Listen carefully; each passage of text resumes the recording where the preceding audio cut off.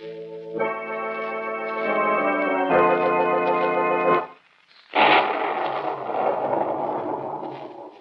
Strange Dr. Weird.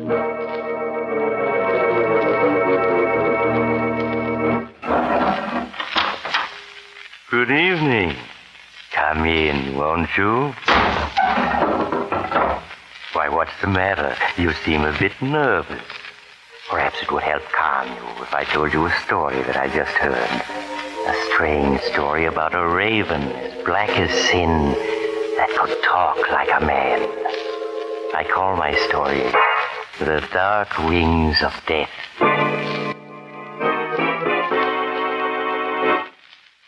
Now, Dr. Weird.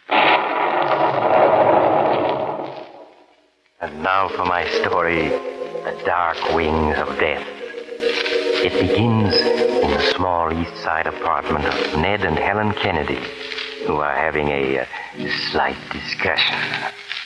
Ned, I tell you, if your Uncle Simon won't lend you the money, you'll have to kill him and take it, do you hear? But look, Helen, if we just wait a little longer, he's so old and feeble, he may die any day now. We can't wait.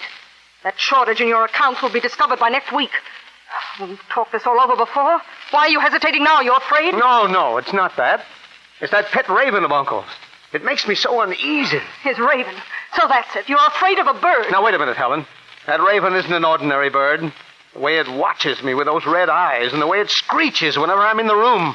Well, it almost acts as if it knew I was thinking of killing Uncle Simon. All right, Ned, go to prison then. No. I'll do it if I have to. I'm going to try to borrow the money from him first. You can try, but you won't get it. Now, you'd better get over to that horrible old tenement he lives in with his supper. After he's eaten it and fallen asleep, remember just how we planned everything. Turn on the gas heater unlighted, so it'll look as if it had been blown out and he died in his sleep.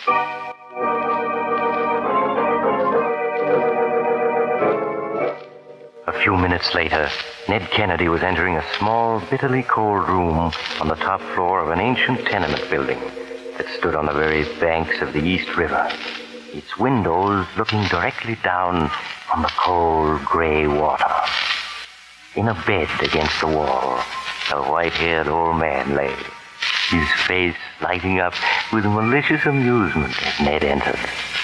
On the head of the bed perched a huge black raven, and as it saw Ned, it flapped its wings angrily. Right, Lucifer. Come on in, Ned. You needn't be afraid of Lucifer. I brought you some soup and sandwiches for your supper, Uncle Simon. I'll put them on the table here. Not poisoned, are they, Ned? Not poisoned by that pretty little devil you married? Uncle, for heaven's sake, don't be absurd. Here, eat your supper before the soup gets cold. All right, Ned. Now then, what's on your mind? You want something, I can tell. Out with it, Ned. All right, Uncle Simon. I'm $4,000 short in my accounts at the gas company. Huh? I've got to replace the money this week or I'll be caught. And you want me to lend it to you, is that it? Please, Uncle. You've got to. You wouldn't let your only living relative go to jail, would you? Aye, of course I would. If you've stolen, you should pay the penalty. Why, you miserable old skinflint. No. Let go, you kick me. Lucifer! No, get away from me. Get away from me. He's trying to get in my eye. That'll teach you to try tricks on me. Get him away from me. He's trying to pick my eyes out. Lucifer, break your perch. Look at my hand. It's bleeding. Serves you right. Next time I won't stop him. Lucifer will pick your eyes right out of your head. And your soul right out of your body, Ned. Yes. Carry them away to Beelzebub, his master, too. Oh, for heaven's sake, stop that. Lucifer isn't any ordinary bird. He's a winged demon, straight from Inferno. Yes, and as sure as ever you harm me, Lucifer will snatch you up and fly off to the pit with you. I said stop it. Yeah, ask Mrs. O'Rourke, the superintendent's wife downstairs. Many's the night she's seen Lucifer flying away from the window in the darkness, his eyes gleaming with red fire, and his claws glowing with phosphorus, off to pay a visit to the devil, his master. Oh, that's just nonsense. Now, if you've finished, I'll take the dishes away. You're sure you won't lend me the money then, Uncle Simon? No, I won't. $10,000 hidden in the wall here beside my bed, as you know. You shan't have that till I die. I tell you, there's no other way. If your uncle won't lend you the money, you have to kill him and take it, do you hear? Good night, Ned. I'm going to sleep now. After they put you in jail, Lucifer and I will come and visit you. Now and then. You old skinflint. He's asleep. When he's asleep, turn on the gas heater, unlight it, so it'll look as if it had been blown out. In an hour, he'll be dead, and it'll look like an accident. Yes, I have to do it. I have to do it.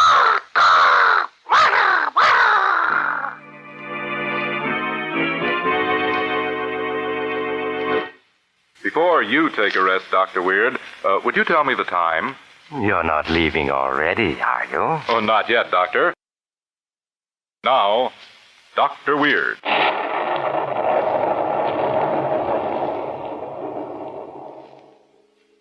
And now to continue my story, The Dark Wings of Death. After leaving the gas heater turned on full and unlighted in his uncle's tiny room, Ned has just reached home. Helen! Helen! Ned, you did it, didn't you? I can tell by your face. Yes, I had to. He absolutely refused to lend me the money. I told you he would.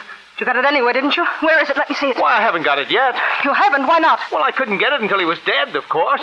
Till the room was filled with gas and he's breathed it for a while. Oh, yes, of course. But I said it'd be easy, and it was, wasn't it? Yes. Except for the raven. It attacked me. Look at my hand. It's just a scratch. Don't tell me you're still worried about that bird. Well, suppose it attacks me again when I go back for the money. Forget it. The raven will be dead, too. The gas will kill it. Oh, yes, of course. In any case, I'm going back with you. I'll wait until midnight. He's sure to be dead by then. Oh, and another thing. The room will be full of gas. We'll have to wear masks of some kind. Masked? Why, I hadn't thought of that. Well, I did. As auditor, you have keys to the gas company office. We'll go down now and get 2 of the masks the workmen use when they're repairing leaks in the mains. In the morning, you can replace them and no one will ever know.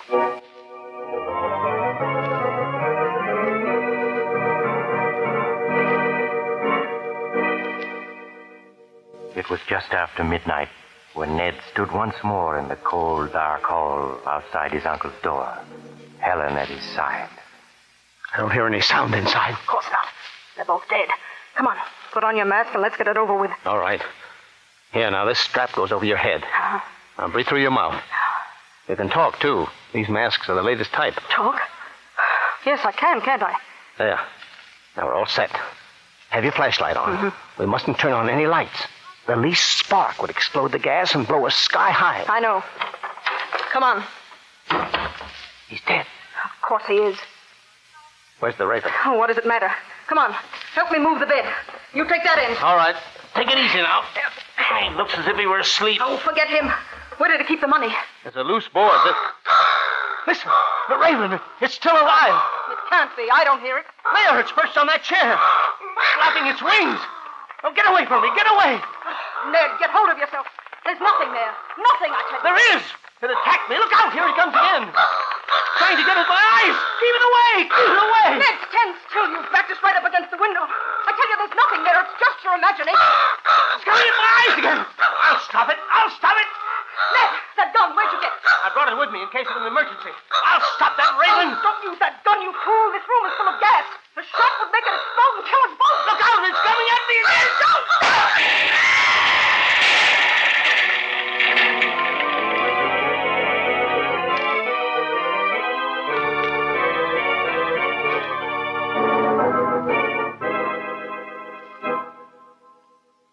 A short time later, Mrs. O'Rourke, wife of the superintendent, was telling the police a strange story. Just at midnight it was, officer.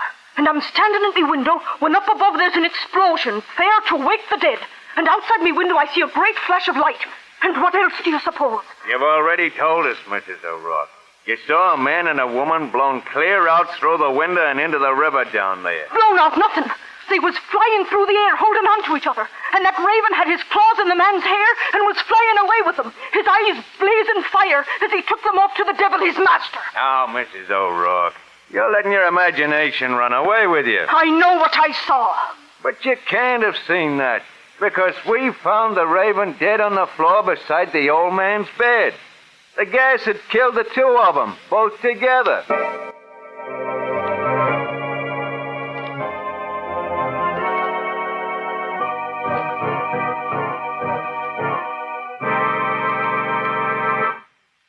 Strange about Ned and Helen, wasn't it? Their bodies were never recovered from the river. It was almost as if they really had been carried off to someplace not on this earth. But since Lucifer the Raven was found dead beside his master's bed, what do you suppose it was that flew at Ned in the darkness? Birds never have ghosts. Or do they? Oh, you have to go. Then perhaps you'll drop in again soon. Just look for the house on the other side of the cemetery. The house of Dr. Weird.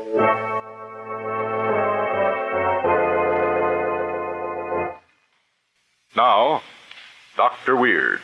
I hope you'll drop in again next week. I want to tell you a story I call The Secret Room. It's a story about two escaped Nazi prisoners who were quite sure they were smarter than But the rest of the story will have to wait until your next visit. Good night.